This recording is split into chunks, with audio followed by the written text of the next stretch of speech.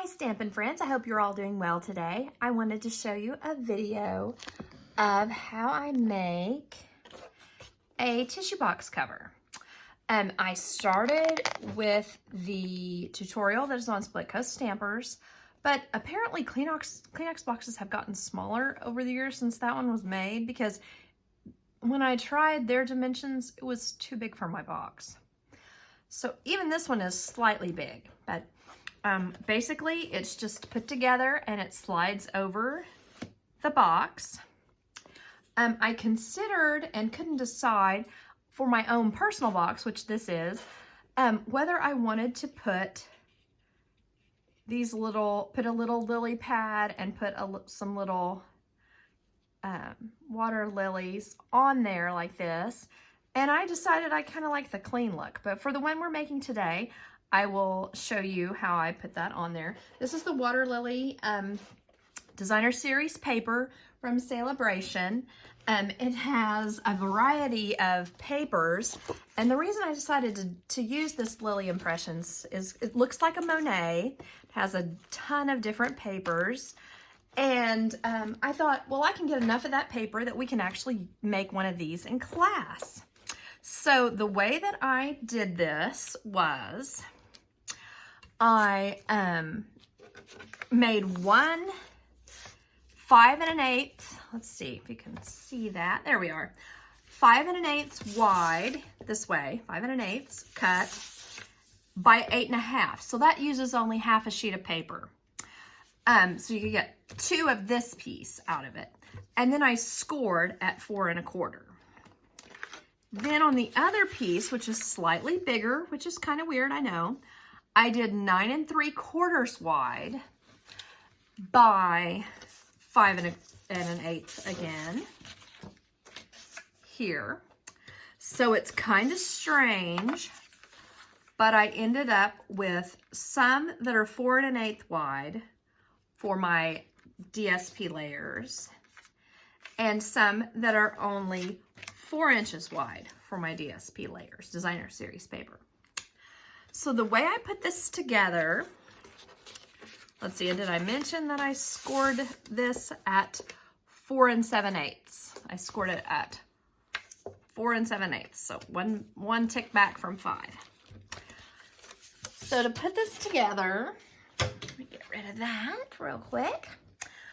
I used our tear and tape and put it down the side here. Even. And here. Oh, I'm making a mess.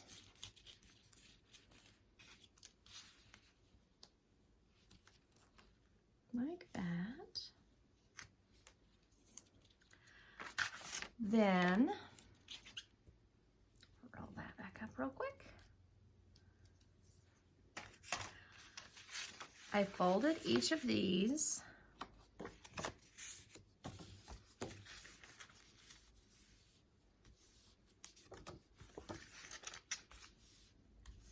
like that. And then with this folded piece,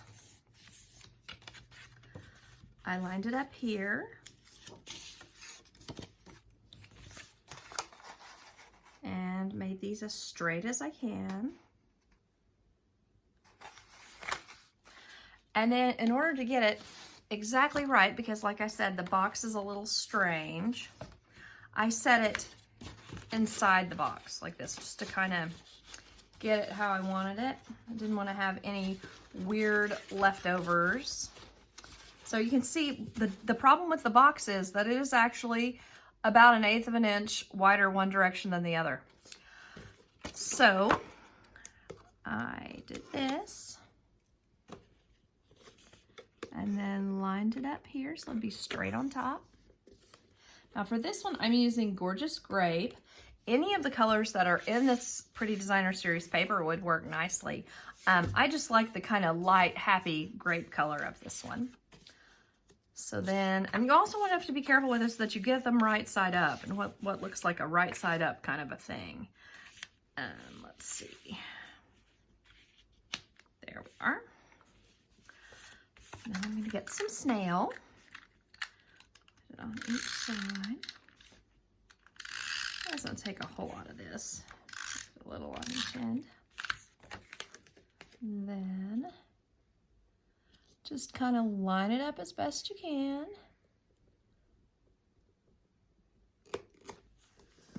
And then this will be a big side here. I need to be sure that I have one of my wider sheets.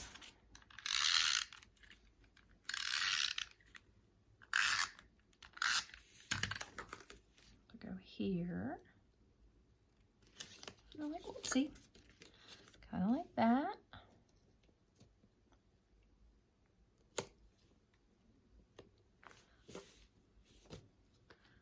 Go up just a little bit. There we are. And if you're a little bit off on this, you want to let your top be the part that's slightly off because you're going to cover that up with the lid of the box anyway. And then another big one.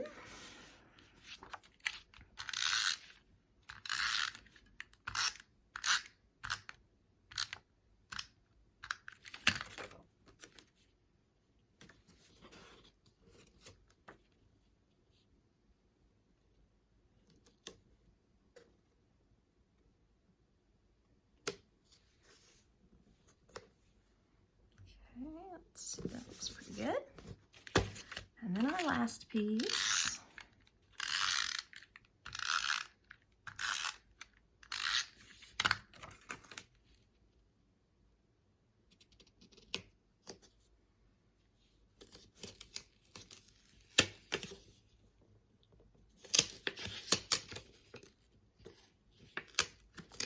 Just a little scooch to the side there.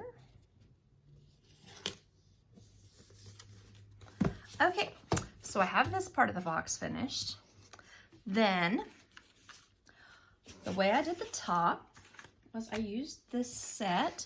It is called, what goes together is the So Sentimental set and the matching little stitched shapes. These are scalloped rectangles, and then these other shapes, I used these two. And the way I did this, the top is a 6.5-inch square. I scored it at 1 inch on all 4 sides. And then I lined this up here. And I made sure that I kept it, excuse my reach real quick, I lost my little paper. I kept it 1 inch from each side. And then it's 1 1/4 inch from the top and the bottom. So that allows me to put this large piece through the big shot. The instructions on Split Coast are about getting out your scissors and cutting stuff out, but I was like, why would you not just fold this down and put it in a die cut machine? So that's what I did. And I used the smaller piece because one time I actually did this, and the first time I tried it, on my other one, and I was silly, and I cut the smaller piece out of the top one and the larger piece out of the bottom, so you're not getting the cute, like how this one is, shows some of the pretty Bermuda Bay under there. I just made this. I mean, it's still fine. It's not anything to throw away. You can still use it. And I also like how you have these pieces left when you're finished, and you can use them on a card just as you can either put it like this and put like a sentiment here, or you could use this piece and, you know, put some designer series paper behind it with a sentiment. So don't throw away those types of scraps. It also says that garden green is the color of green that's in this, but I think it also has the shaded spruce, and I think it looks better, for example, with this, with the bluer Bermuda Bay kind of matching paper, whereas I like the garden green with this particular pattern of paper. Okay, so I put this through the Big Shot, and so I wanted to show you how that worked out for me. So it cut that out, and then now that I'm finished, I'll have this little piece of purple cardstock to do something with however I want. And then this top piece, I can get this off without any kind of bad trouble here. I use the wider piece so that you can hopefully see the little purple cardstock through there.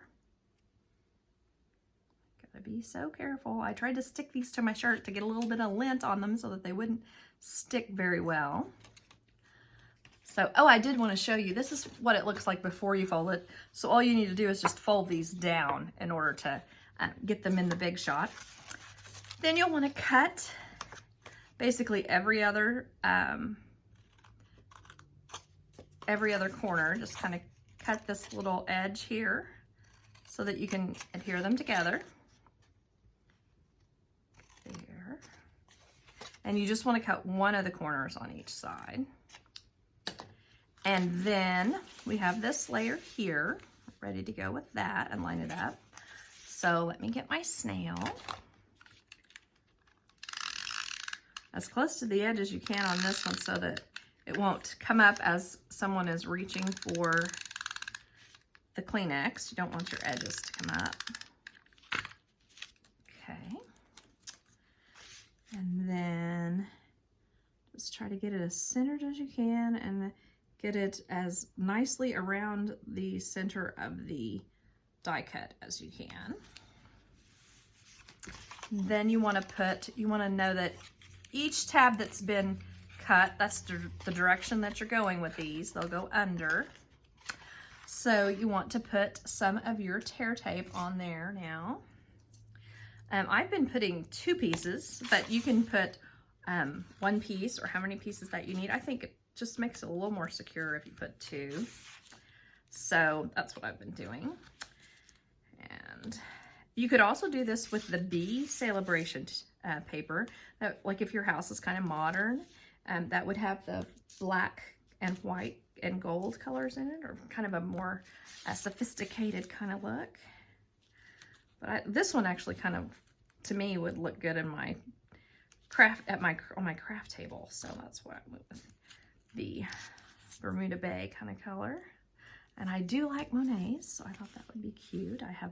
That's what I have in my living room over the fireplace. It's just a little print. So, get all of these off. Sorry for the delay here. You can just watch me go, go, go on this. Sorry about that.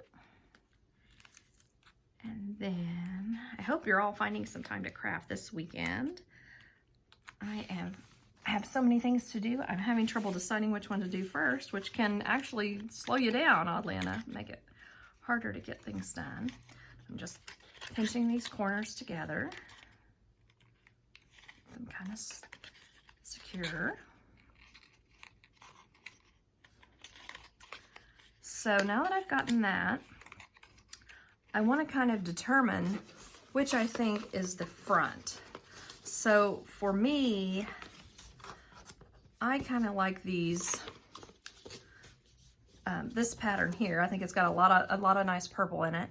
So you want to have it going the direction that, the same way that your box lid is going. So like that, so straight up.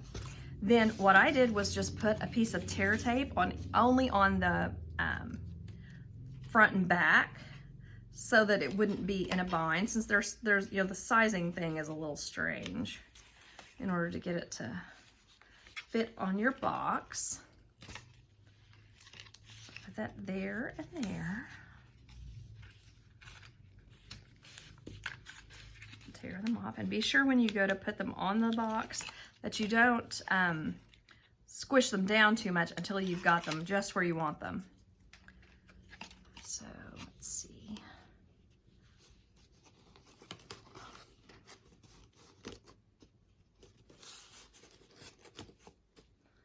There and there. And I like that like that. You can see it kind of coming out the top. So then I think I will put, on this one, I think I will go ahead and put a little lily pad on there.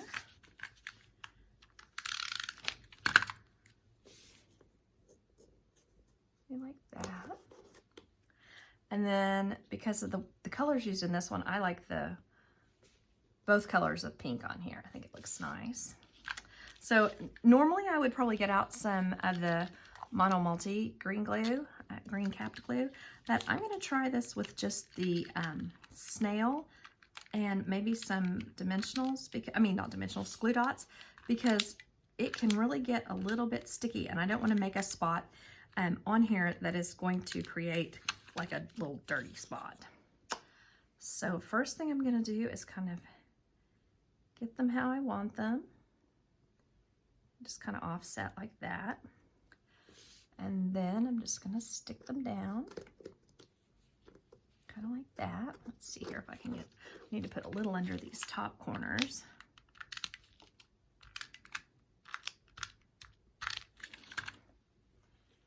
There we are. So that's how I did my little Kleenex box, and I hope that you'll try to make one yourself. I'll put all of the measurements that I used on my blog and on YouTube so that you can try to make one. I'd love to see it if you try one, and have a great rest of the day and happy stamping. Bye-bye.